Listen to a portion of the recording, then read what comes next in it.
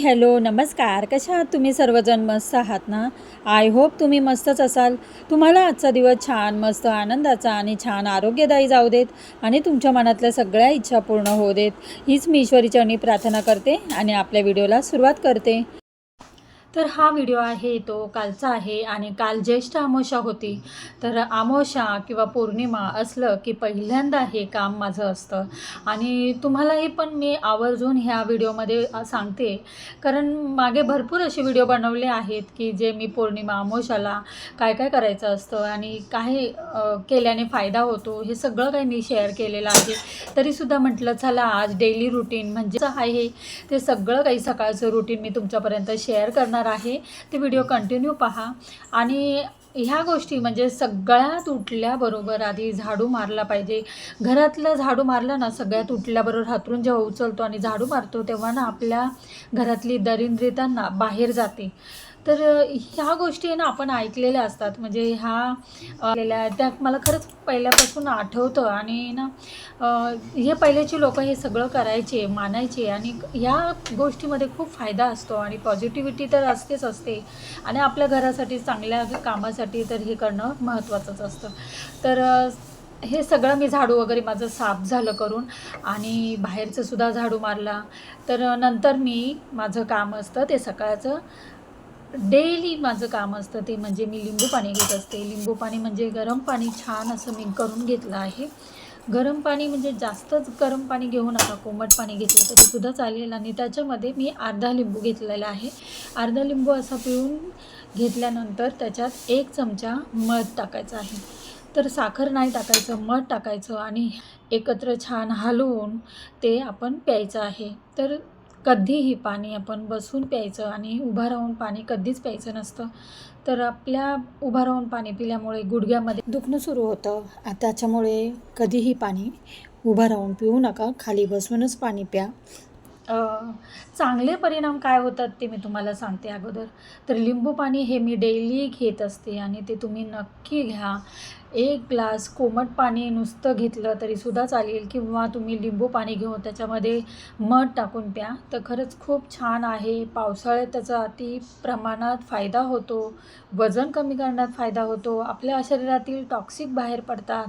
तर त्याच्यामुळे मी आता हे ना मी डेली घेते. मी कधीच मध्ये गॅप जरी असला ना तरी पण मला म्हणजे चैन नाही पडत. त्याच्यामुळं मी हे घेते आणि पोट फुगणे किंवा अपचन होणे म्हणजे आपलं वजन वाढणं ह्याच्यामध्ये पण आपल्याला खूप हे पिल्याने ना फरक पडतो.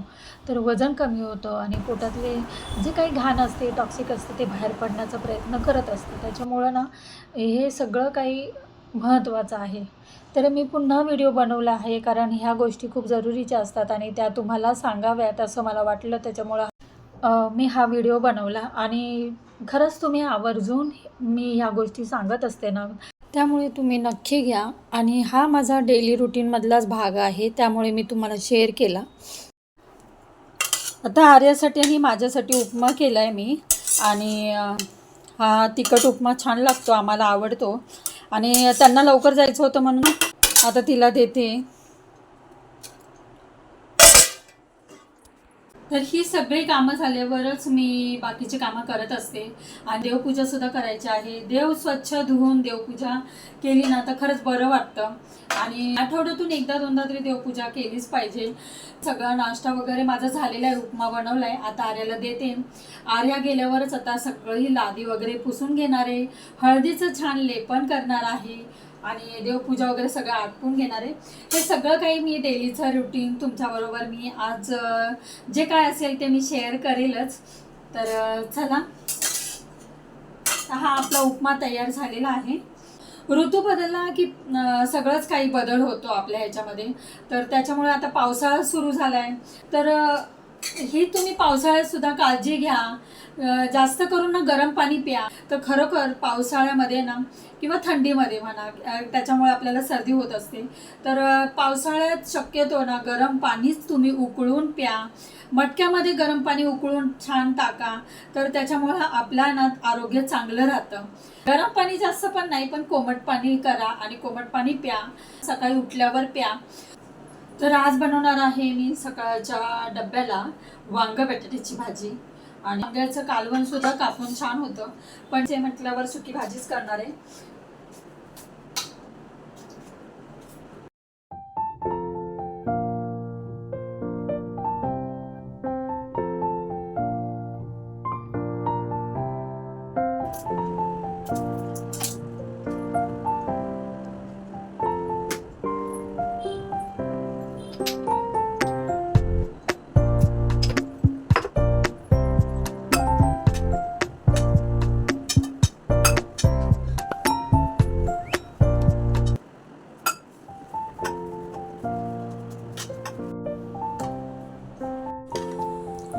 छान अशी वांगी आणि बटाटा कापून घेतलाय, फोडणी देऊया.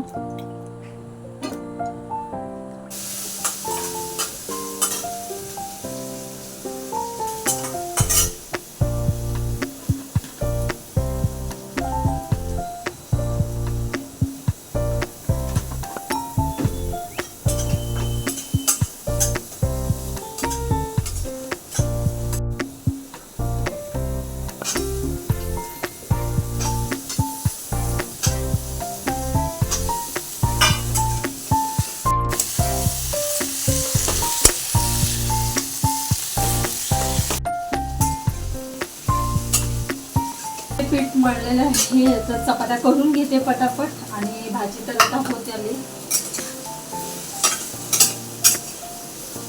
झाकण मारून आपण वाफवून देऊया, म्हणजे वाफवून छान भाजी होते आणि त्याला चव लागते. मुळातच वाफवली ना भाजी तर एकदम बारीक कापून, बटाटा सुद्धा बारीक कापून भाजी आहे ना वाफेवर सुद्धा खूप छान लागते. पण मी आता ह्याच्यामध्ये पाणी टाकलंय आणि थोडंसं गरम पाणी टाकले, कारण भाज्यामध्ये गरम पाणी टाकले ना तर खूप छान तवंग येतो तेलाचा. आणि आता आपण त्याच्यात मीठ घालून घेऊया.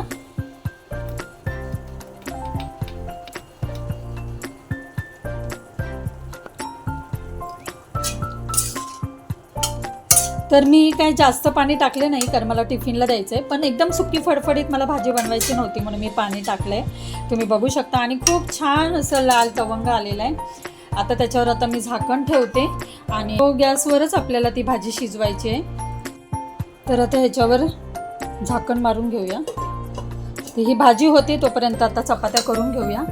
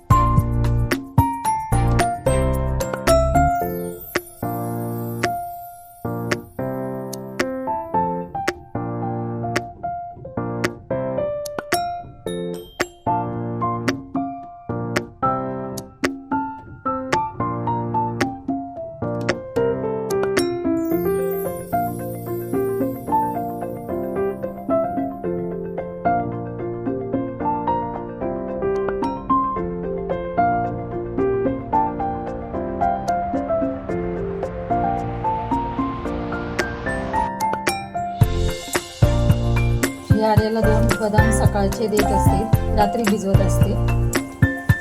तुम्ही पण लहान मुलांना बदाम आहे ना रात्री भिजत ठेवायचं आणि सकाळी बदाम खायला द्यायचं, कारण त्याच्यामुळे ना लहान मुलांची स्मरणशक्ती वाढते. माझं सगळं काही झालेलं आहे, किचन वगैरे साफ करायचंय, भाजी वगैरे मी घासून घेते.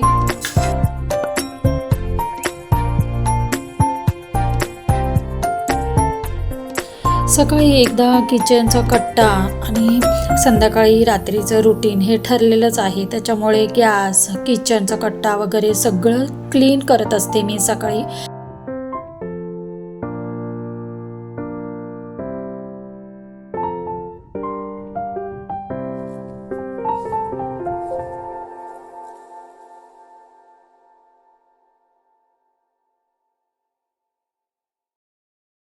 वॉशिंग मशीनला कपडे लावून घेते आणि बाहेर ना पाऊस येतो ना, त्याच्यामुळे खूप घाण होते, खूप माती येते. त्याच्यामुळे आता मला सगळं साफ करायचं आहे. लादीसुद्धा स्वच्छ करून घेते. सगळेजणं गेल्यावरच काम सुचतं आणि व्यवस्थित करता येतं.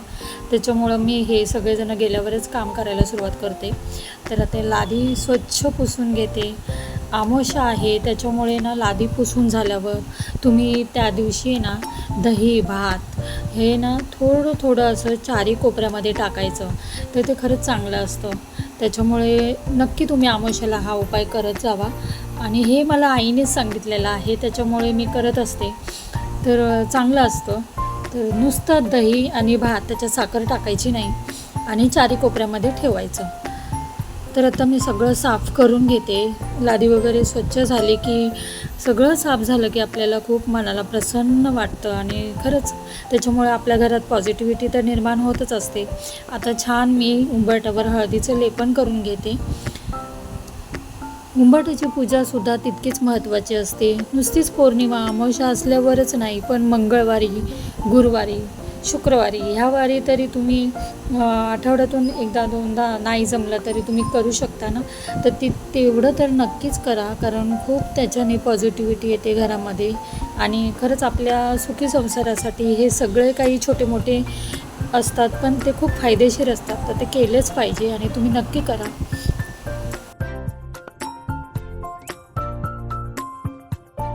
त्याच्यानंतर उंबरठ्यावर हळदीचं लेपन झालं.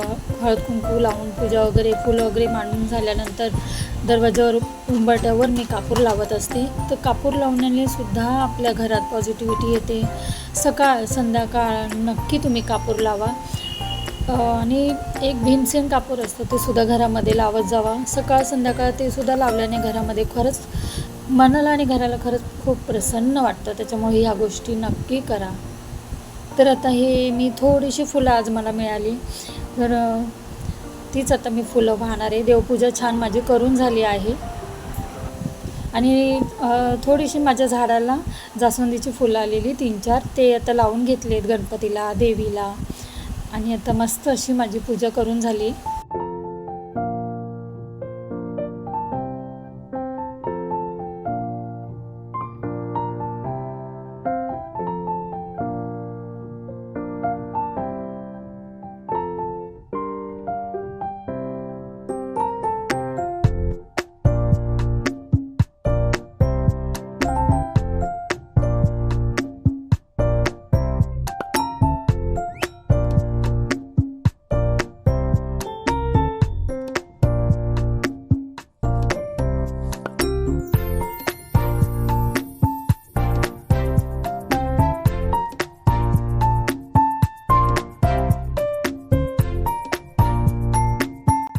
आता 10 वाजलेले आहेत आणि 10 वाजेपर्यंत माझी सगळी A to Z कामं झालेली आहेत. आणि सकाळी लवकर 6 वाजता उठलं ना, तर खरंच खूप पटकन होतात आणि फ्रेश मूड पण राहतो तितकाच आपला. तर आता छान माझी कामं झाले, तर मला बरं वाटतं आहे. आणि बघू शकता 10 वाजलेत तुम्ही.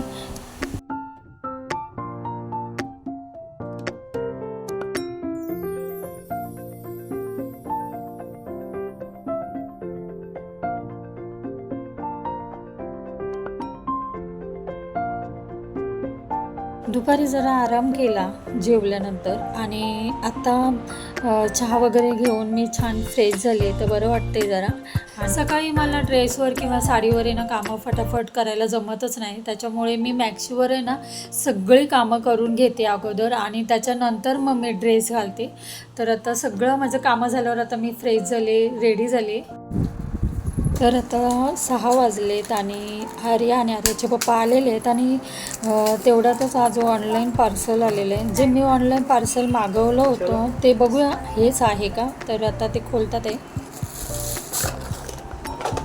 अच्छा, इयरिंग्स ठेवायचं आहे. 3 डबे आहेत का? 3 नाही, एकच आहे. म्हणजे पार्ट आहेत ना, कॉम्बो नाही. कॉम्बो आहे ना हे. पकड.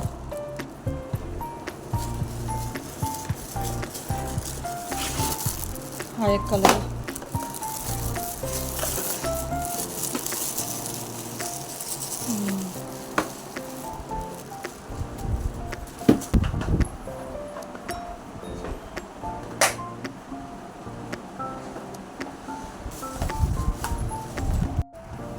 हे पार्ट आहे ते असे ठेवायचे.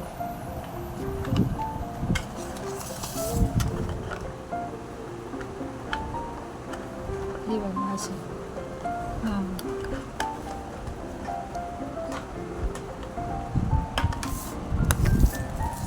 हे पण आहे बघा. सुट्टे असे लूज लिहिलेत आपण लावायचे. वजन असल्यावर काही सोय नाही. बिना वजनातून निघते ते. कितीला घेतलं कॉम्बो पीस? 221. 221ला हे कॉम्बो.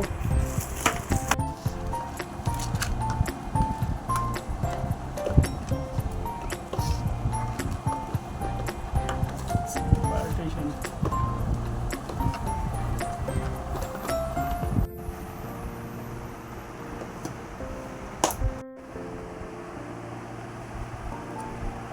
तर तुम्ही बघितलं की ऑनलाईन मिशोवरून पार्सल आम्ही मागवलं होतं.